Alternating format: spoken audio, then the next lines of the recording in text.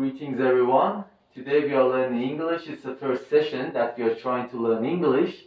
As you can see, this is an introduction to the English language. My Persian edition of this video is the one being uploaded, the other one, before this one. So you can watch that one as well.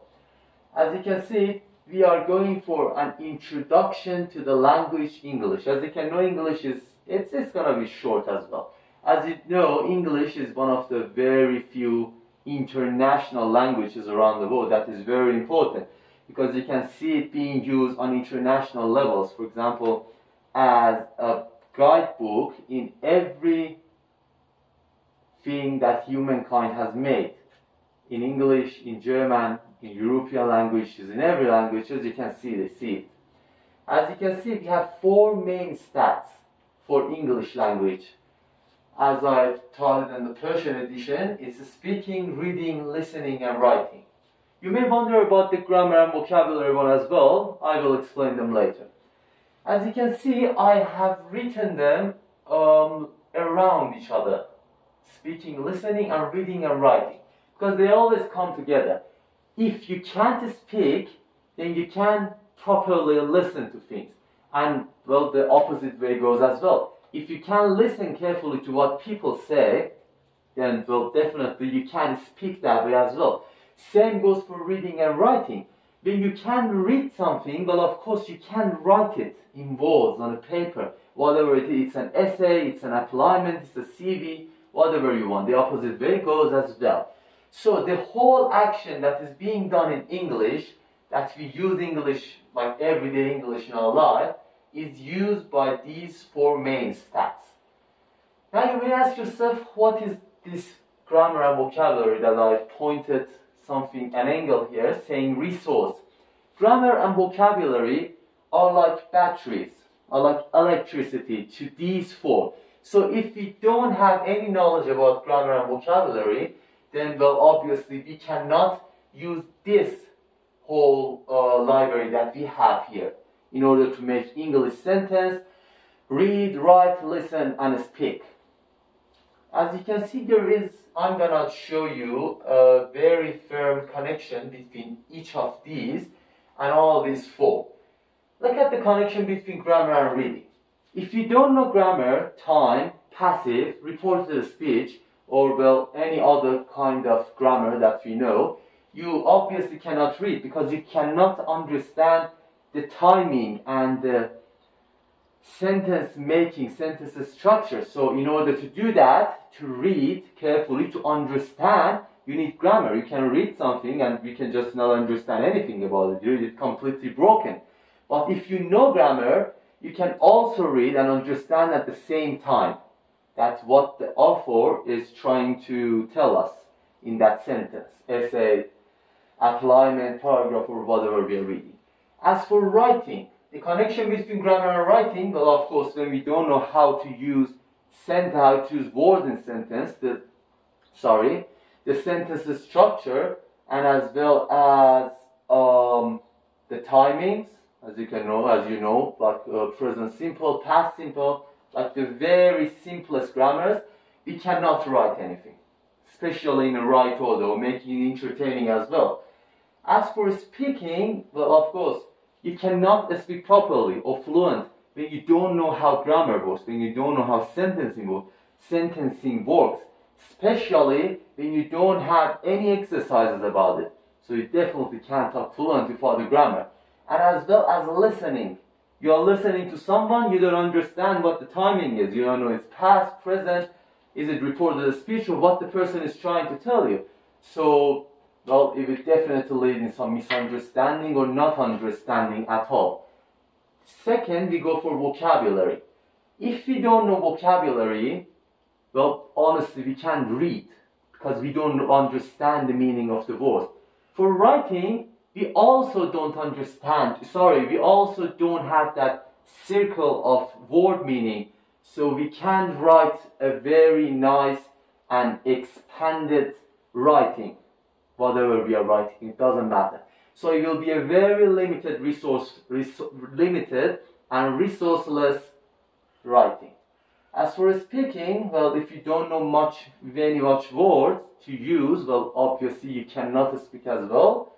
For the listening, if you do not understand the meaning of the words he said, not only the grammar, but the meaning, so obviously you don't understand. For example, the person says, I'm going to somewhere, I'm going to bakery, I'm going to shop, a supermarket, or anywhere, and you don't understand what is bakery.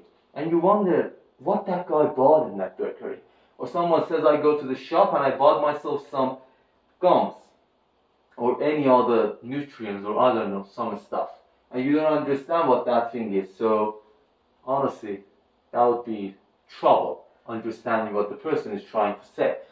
So, grammar and vocabulary are completely important resources for these 4 main stats in English. So, what can be the first lesson we want to learn in English? Well, of course, sentence structure. Once we know sentencing structure, we can make the most simple sentences. Like, for example, I sleep, you sleep. You can see the examples all over the place. So, as the sentence part, as you can see, I wrote some of them. We have, well, noun, which is the same. We have adjective. We have adjectives so we can express our feelings. Adjectives are mostly related to feelings. So we can use suffix and prefix for them as well. We will get to them later. We have object, the guy doing the thing or the thing doing the thing, and subject, someone or something being done on them. We have pronoun, which is the 6th pronoun, the main one, I, you, he, she, it, we, you, they. We have conjunctions, like before. I'll tell you that one in another lesson as well. For example, before, as, to, till, until, and, or, and, these kind of words. And we have verb, the most important thing in English. With a verb and pronoun, we can make the most simplest sentences in English. That makes our job easier. So, the most simple sentence structure, to make a sentence of course, is pronoun or noun plus a verb. As you can see, you know what a pronoun is. As I show you, a pronoun is the 6th main pronoun that will show which person or what person was talking about the thing. I, you, he, she, it, which are obviously all singular, and we, you, they, which are all plural. So we can use one of them, for example, I, you, we, you, they. I didn't use this one because I haven't taught you how to use S for the verbs yet. So we can just make a sentence saying I sleep. Well, of course you sleep. And remember, all the timings in this sentences are present simple. All of them, not present continuous, not present perfect, not past, not future, not going to, not will, nothing. Because I haven't taught any of them to you. So all of them are present simple, which are very, very simple as well. As you can see, I sleep, you study, we go, you watch, they teach. All of them in present simple. How about noun? For noun, we can use every word. I told you already in the Persian edition of this video, everything you see around you is literally a noun.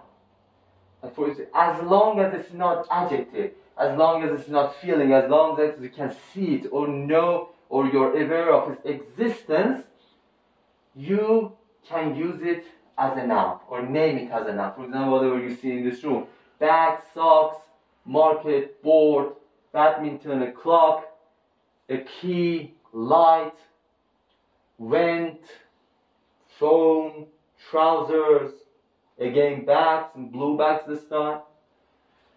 And we can also use them to make a simple sentence. For example, we can use a book.